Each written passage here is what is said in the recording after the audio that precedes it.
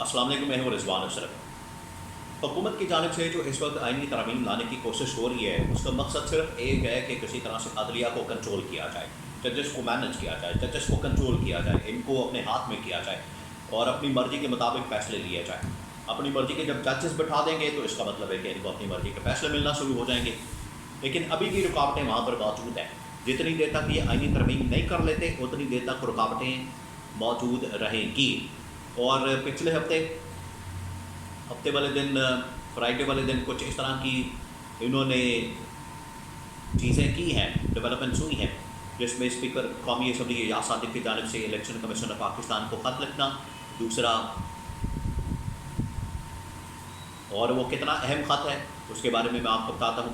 दूसरा ये कि इनकी जानिब से, हुकूमत की जानिब से एक इलेक्शन, ये जो प्रैक्टिस एंड प्रोसीजर बिल है उसके अंदर ऑर्डिनेंस जारी करके एक तरमीम की गई, तब्दीली की गई, उसके बारे में मैं आपको बताता हूँ।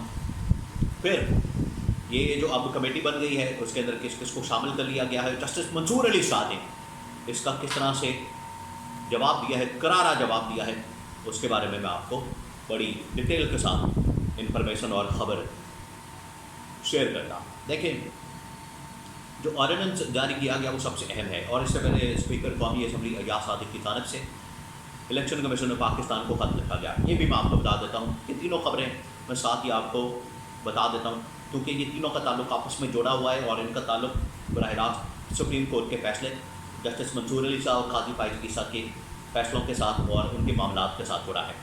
पहला जो ख़त लिखा गया उसके बारे में बताता हूँ, जो स्पीकर कौमी असम्बली एजाज सादिक की जानिब से इलेक्शन कमीशन ऑफ पाकिस्तान को लिखा गया कि आप सुप्रीम कोर्ट के फैसले को जो मखसूस नशिस्तों के ऊपर दिया गया उसको रद्दी की टोकरी में फेंकें और इलेक्शन एक्ट के अंदर हमने जो तरमीम की, हमने जो तब्दीली की, हमने जो वहाँ पर चेंजेस की हैं उसके मुताबिक माजी से इस एक्ट का इतलाक़ करते हुए जो मखसूस नशिस्तें हैं वो नून लीग और पीपल्स पार्टी को दी जाए।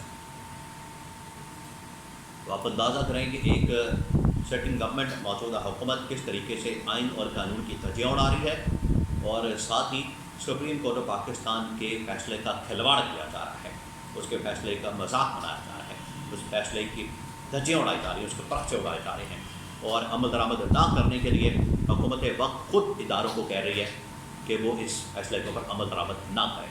जिससे आप अंदाज़ा कर सकते हैं कि पाकिस्तान के अदालती निज़ाम के ऊपर किस किस्म का खौफनाक हमला किया गया है। और यहाँ पर लोग कह रहे हैं कि वो एक आइनी इदारा है, वो एक इंडिपेंडेंट इदारा है। इंडिपेंडेंट इदारे की बात नहीं, आइनी इदारे की बात नहीं। सुप्रीम कोर्ट का फैसला पाकिस्तान के तमाम इदारों के ऊपर और लोगों के ऊपर लागू होता है।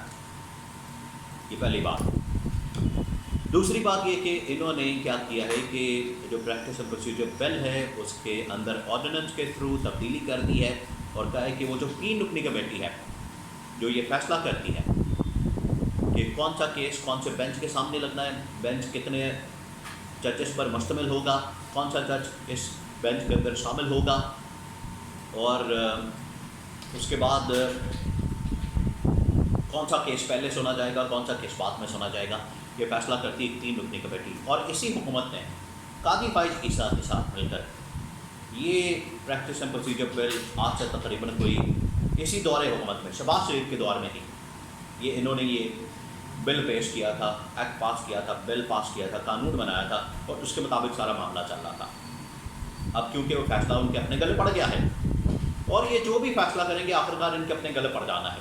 ये मैं आज ही आपको बता दूँ, जिस तरह से ये 6-8 महीने बाद, 10 महीने बाद, साल बाद इनका अपना किया हुआ फैसला, हालांकि इससे पहले तो कोई ऐसी कमेटी नहीं बनती थी और चीफ जस्टिस इसको सारा मैनेज करता था, इन्होंने 3 रुकनी कमेटी बना दी। अब उसके अंदर काजी फाइज ईसा चाहता था कि उसकी अपनी सियासत हो, लेकिन उधर जस्टिस मुनीब अख्तर और जस्टिस मंसूर अली शाह उन्होंने मेरिट के ऊपर फैसले थे ना शुरू कर दिए। काजी फाइज ईसा को मंजूर नहीं था, हुकूमत को मंजूर नहीं था।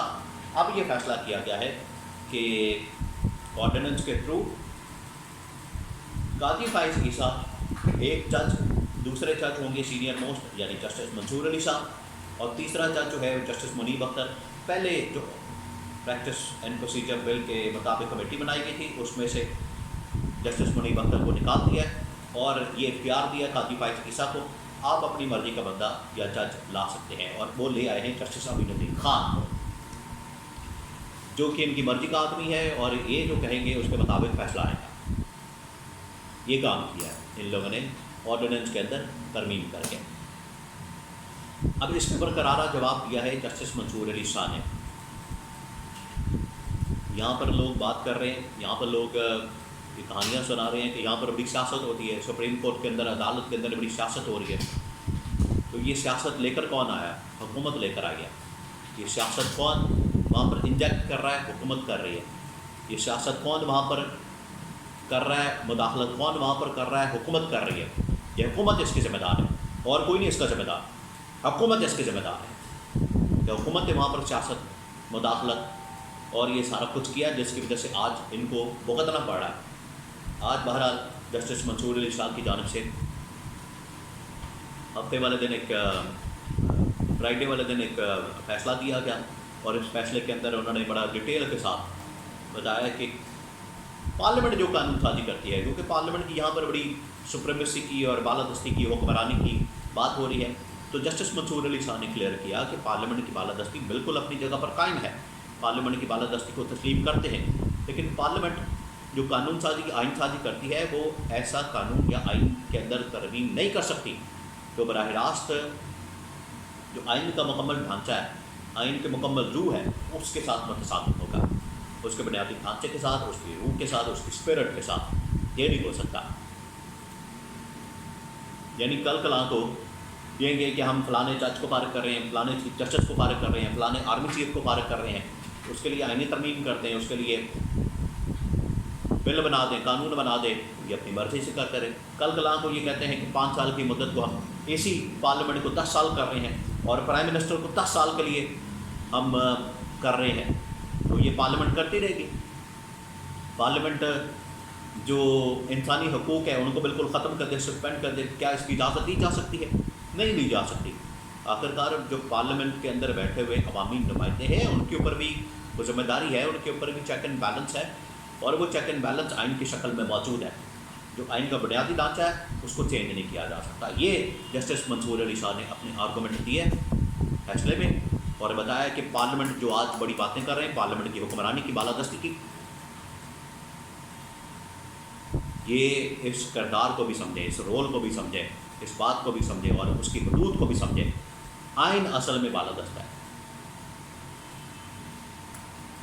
اگر آپ آئین کو تبدیل کریں گے اپنے مفادات کی خاطر, اور یہ بیٹھے ہوئے نون لیگ والے, پیپلز پارٹی والے, یہ صرف جو کام کر رہے ہیں, سازش جو ان کی جانب سے کی جا رہی ہے کہ اپنے مفادات کے لیے ہے, اپنے انٹرسٹ کے لیے, اپنے فائدے کے لیے, اپنی حکومت کے لیے, اپنے لالچ, اپنے اقتدار کے لیے. عوام سے کوئی لینا دینا نہیں. عوام پچھلے 2.5 سال سے مر رہی ہے, اس کے لیے تو ایک قانون نہیں پاس کیا گیا, ہم نے مہنگائی کیسے ختم کرنی ہے یا بے روزگاری کیسے ختم کرنی ہے. اپنے اقتدار کی بات آتی ہے تو پورا کا پورا آئین ہی تبدیل کر دیا جاتا ہے. یہ اس کے اندر نقطہ جسٹس منصور علی شاہ کی جانب سے بیان کیا گیا.